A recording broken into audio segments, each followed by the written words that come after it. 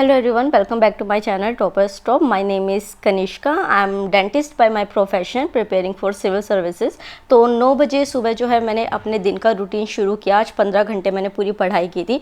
मैं हमेशा ही न्यूज़पेपर से शुरू करती हूँ बिकॉज मुझे लगता है कि सुबह जब हम न्यूज़पेपर पढ़ लेते हैं तो टॉपिक्स डिसाइड हो जाते हैं कि आगे हमें स्टैटिक से कैसे रिलेट करके पढ़ना है। जैसे यहाँ पे मैंने फिजिकल डेफिशिएंट जो है उसके जो पॉइंट्स न्यूज़ में मेंशन थे वो मैंने मार्क कर लिए, जो कि मुझे लगा थोड़ी सी स्टैटिक में नहीं है। उसके बाद मंकी पॉक्स का फर्स्ट केस डिटेक्ट हुआ था, तो उसके नोट्स जो है वो मैं साथ के साथ बनाती हूँ। मैं अपने खुद के नोट्स बनाती हूँ, जो करंट अफेयर की मैगजीन है उससे मैं हेल्प लेती हूँ, बट इस तरीके के मैं बनाती हूँ नोट्स, और ये आपको मेरे टेलीग्राम चैनल पे मिल जाएंगे जिसका लिंक डिस्क्रिप्शन बॉक्स में है। उसके बाद जो है वो मैंने एक द आंसर राइटिंग मैनुअल जो सृष्टि देशमुख मैम की है वो ऑर्डर करी थी। तो मुझे जो है वो प्रेजिडेंट चैप्टर करना था because it's in news recently.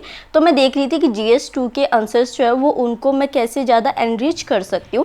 तो ये बुक जो है बहुत अच्छी है, अगर आपने इसका रिव्यू नहीं देखा तो आप मेरे चैनल पे देख सकते हैं, ये बहुत अच्छी है। उसके बाद जो है मैंने IAS मेंस की जो प्रीवियस ईयर बुक्स है उसको उठाया और देखा कि कैसे जो है वो स्टैटिक पोर्शन जो लक्ष्मीकांत का है उससे रिलेटेड क्वेश्चंस आ रखे हैं क्या। तो प्रेसिडेंट से तो क्वेश्चन नहीं था, but attorney general of India से क्वेश्चन था, जिससे मुझे थोड़ा आइडिया हो गया।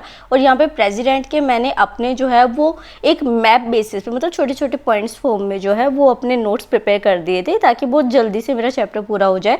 ये वाले नोट्स भी जो हैं वो आपको मेरे टेलीग्राम चैनल पे मिल जाएंगे। ब्लॉग के सारे नोट्स आपको मिलते जाएंगे वहाँ पे, तो आप देख सकते हैं। डिस्क्रिप्शन बॉक्स में लिंक अगेन होगा, ठीक है। उसके बाद जो है प्रेसिडेंट को मैंने पूरा इससे नोट्स मेकिंग कर लिए थे लक्ष्मीकांत से, और उसी के साथ जो है वो थोड़ा बोल बोल के मैं रिवाइज़ कर रही थी चीज़ों को ताकि बेटर तरीके से जो है सारा सब कुछ हो सके। उसके बाद मैंने लंच किया, मैं अपना लंच खुद प्रिपेयर करती हूँ। देन उसके बाद आई स्टार्ट विद 8 ये ज्योग्राफी। आपको पता होगा, आपने मेरे पीछे व्लॉग में देखा होगा कि मैंने 8th क्लास की NCERT शुरू की थी। इस चीज़ का मुझे बहुत फ़ायदा हुआ कि मैंने लैंडस्लाइड एक टॉपिक उसमें देखा था, और जब मैंने मेंस के क्वेश्चंस उठा के देखे तो 3 क्वेश्चंस जो हैं वो प्रीवियस ईयर में लैंडस्लाइड से रिलेटेड गिवन थे। ये जो है ये भी टेलीग्राम चैनल पे मिलेगा आपको। तो ये मुझे यहाँ पे मिला, तो उसका मुझे बहुत बेनिफिट हुआ। और इसमें देखिए आप NCERT का जो बुक है 3 क्वेश्चंस मेंस के, लैंडस्लाइड्स का जो इंट्रोडक्शन है वो मैं यहाँ से लिखूंगी, और उसी के साथ प्रीवियस ईयर क्वेश्चन में मिटिगेशन मेजर्स पूछे गए थे वो मैं यहाँ से डायरेक्टली लिखूंगी।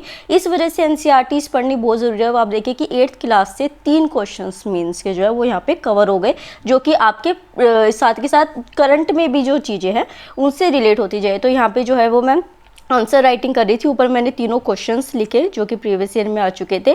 देन जो है वो मैं ज़्यादा अच्छे तरीके से फ्लो चार्ट्स की फॉर्म में, डायग्राम्स की फॉर्म में जो है वो मैंने ये आंसर लिखा था। उसका टेलीग्राम पे आपको ये वाला जो आंसर है वो मिल जाएगा, देख लीजिए आप। और आप भी अपने जो आंसर्स है वो वहाँ पे पोस्ट कीजिए ताकि ज़्यादा से ज़्यादा हम अपनी जर्नी को साथ में शेयर कर सके। तो इस तरीके से देखिए मेरा जो है वो पूरा आंसर प्रिपेयर हो गया था। इसमें आंसर के साथ जो है वो मैंने एडिशनल पॉइंट्स भी लिखे थे कि मान लीजिए लैंडस्लाइड से कोई भी टॉपिक आ जाए तो मैं इजीली अटेम्प्ट कर सकूँ। उसके बाद I start with medieval India. Medieval India में जो है वो मैं डेली एक चैप्टर करती हूँ। आपने मेरी स्ट्रेटेजी देखी होगी जुलाई की। तो यहाँ पे क्या चीज़ है कि देखिए आपने देखे होंगे प्रीवियस ईयर क्वेश्चन प्री में PCS में और UPSC में कि टर्मिनोलॉजीज बहुत पूछी जाती है और वो आपको बार बार रिवाइज करनी होती है। तो मैं क्या कर रही हूँ कि मिडिवल इंडिया में जितनी भी चैप्टर में टर्मिनोलॉजीज मेरे सामने आ रही हैं तो उनको मैं एक पेज पे नोट करती जा रही हूँ। जैसे मान लीजिए कि एक चैप्टर की जो है वो नोट कर ली। ऐसे ही जब ये 19 चैप्टर्स मेरे मिडिवल इंडिया के पूरे हो जाएंगे तो I will post in Telegram. Then जो है विजन IAS का एक ऐसे जो है वो मैं डेली करती हूँ। इसके ऐसेस बहुत अच्छे हैं। पिछला वाला जो ऐसे है वो भी मैं टेलीग्राम पे मैंने पोस्ट किया था सोशल कल्चर डाइवर्सिटी के ऊपर। आज मैं एजुकेशन इन इंडिया के ऊपर कर रही हूँ क्योंकि ये करंट में टॉपिक जो है वो बार बार आता रहता है, तो मुझे वहाँ से अच्छा खासा कंटेंट मिल जाएगा और मेरे को थोड़ा माइंड में क्लियर हो जाएगा कि कैसे क्वेश्चंस जो है वो आएंगे ऐसे। उसके बाद मेरे भाई ने पिज़्ज़ा और बर्गर ऑर्डर किया था, तो मेरा रात का डिनर भी एक तरीके से इवनिंग में ही हो गया था। ये सब खाने के बाद जो है मैंने अपना फ़िलोसफी ऑप्शनल जो है उसको शुरू किया था। फ़िलोसफी में जो है अगर आपने मेरी स्ट्रेटेजी देखी होगी तो मैंने पर वीक जो है वो एक चैप्टर दिया है और सोशो पॉलिटिकल फ़िलोसफी के 2 चैप्टर्स दिए।